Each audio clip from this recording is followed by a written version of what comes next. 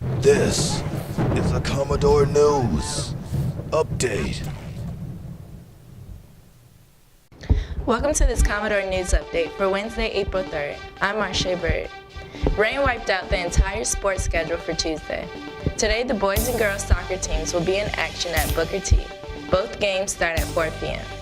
The softball team travels to Kempsville to take on the Chiefs. That game also begins at 4 p.m. Tomorrow, the number 1 ranked Commodores baseball team hosts Booker T here at Maury.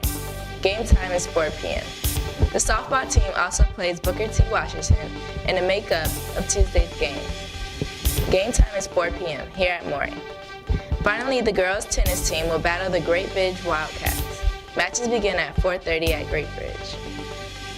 Now here's what's happening at MHS.